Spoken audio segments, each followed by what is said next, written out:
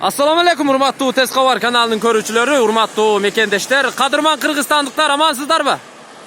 Бүгүн 2019-жылдын 2-январы.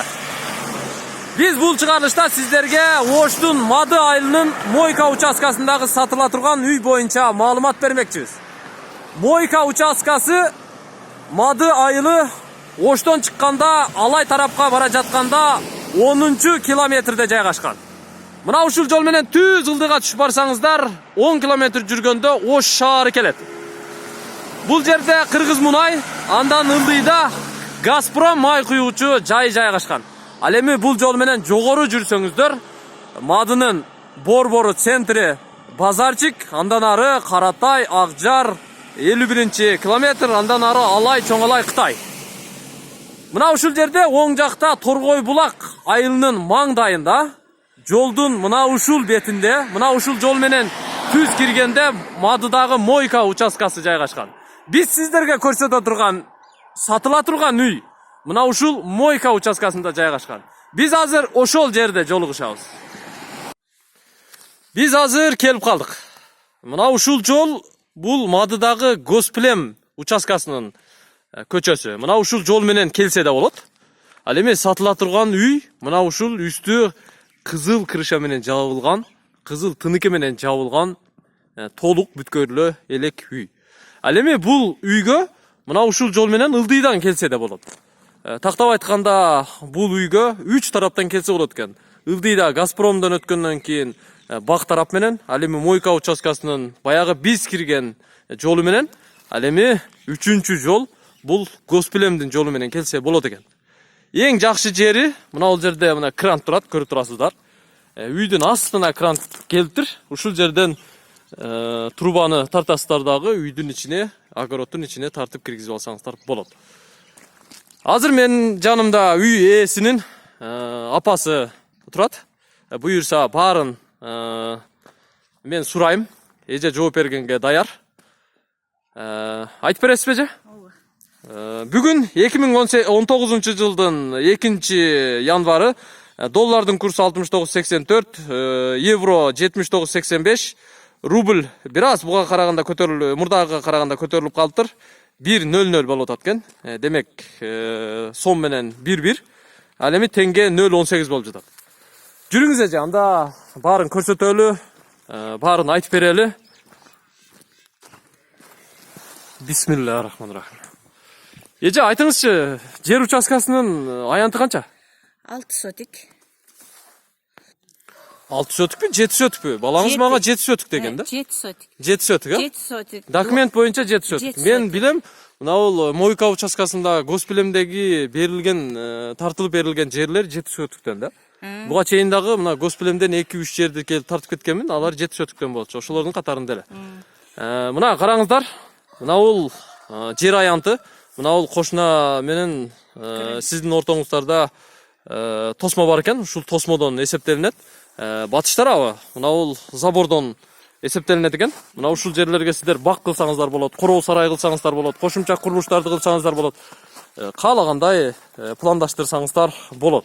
Мына ушул жерден, мына ушул тубалдан границаны мен сиздерге так айтып коеюн. Түз эсептейсиздер.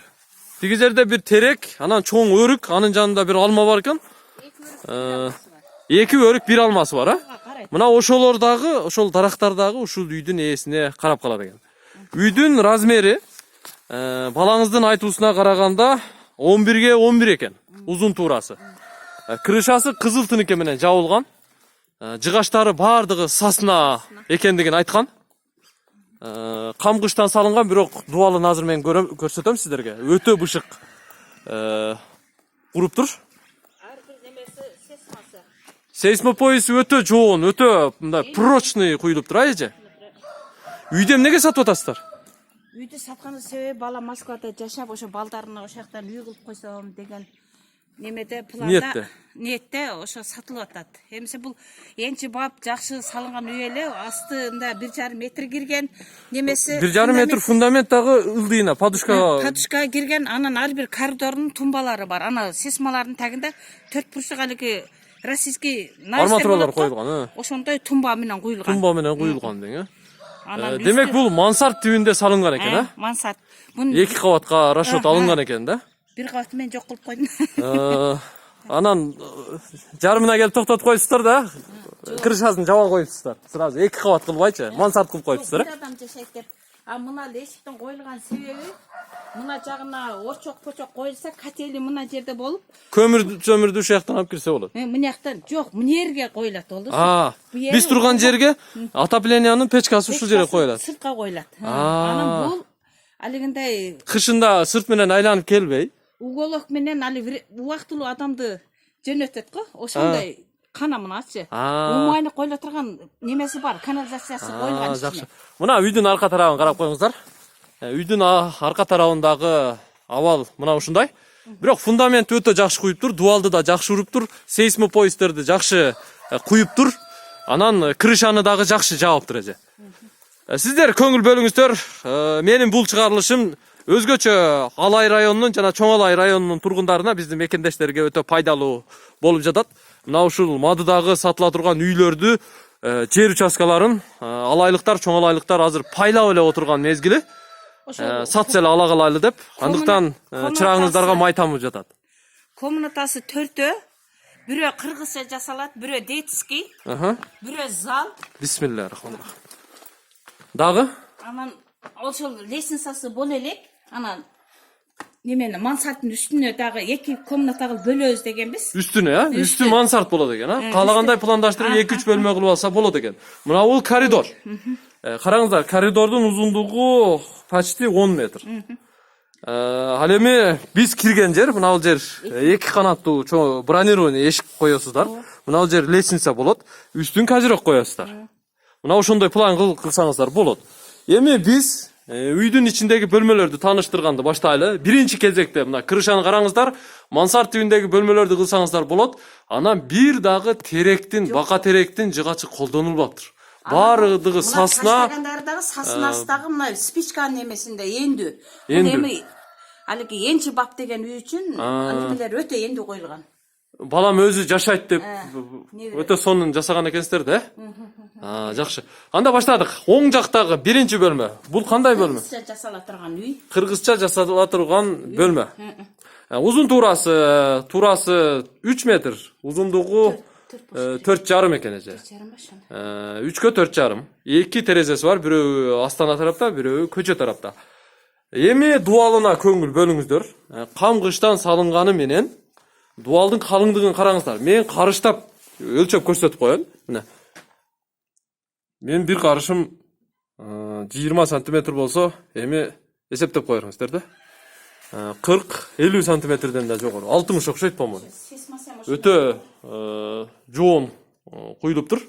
Сейсмопоистта мына ошондой. Өтө сонун болуптур.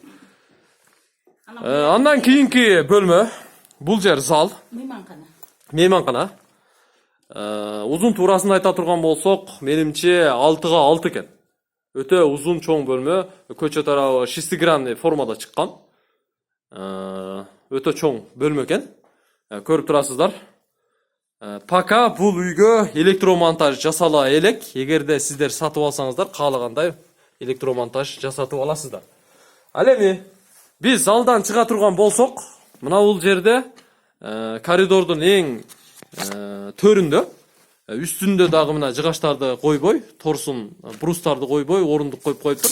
Ошол жерге айланып чыга турган экинчи кабаттагы мансарт бөлмөлөргө чыга турган лестница болот. Кааласаңыздар, мына ушул жерге айланып чыкма лестница коесуздар дагы, тиги турган эшик турат. Ошол эшиктен наркы тараптан кире турган душ, ванна кылып алсаңыздар да болот. Лестницанын түгүндө кала берет, астында. Туура эле айттым беже? Туура эле. Эми сол жакка кирели. Сол жактагы төрдөгү бөлмө.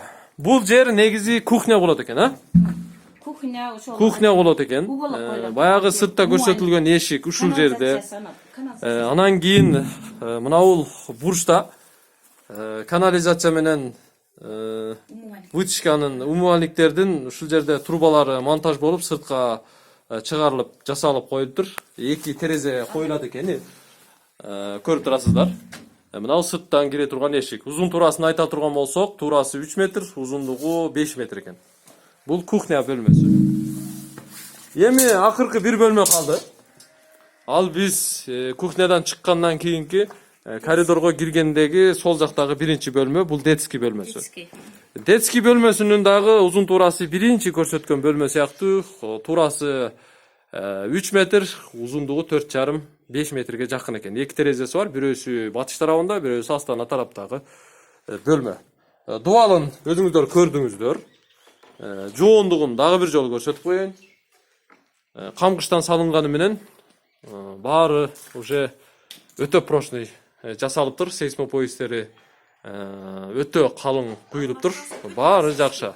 Арматуралары бүт российский экен. Эми биз үйдүн баасына өтөлү. Бул үйдүн баасын канча дейсизчи? Канча деп айтты балаңыз? Канчага сатты деди? 30 миң доллар. 30 миң доллар. Үйдүн узун туурасы 11ге 11.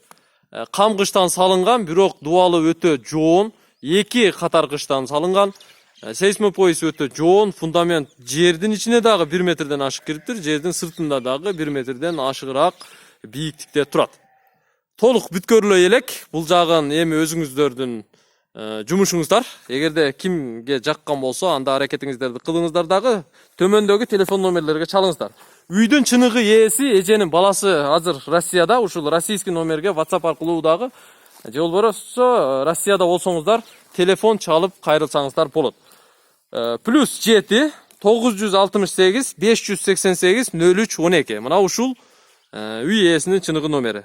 Ал эми атасы апасынын номерин айтып коеюн. 0779 52 60 54. 0770 51 68 74 деген телефон номерлерге чалып байланышасыздар.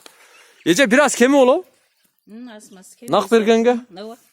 Бир аз кеми болот экен. Эгерде сиздерге жаккан болсо, тез арада үй ээлерине чалып байланышыңыздар.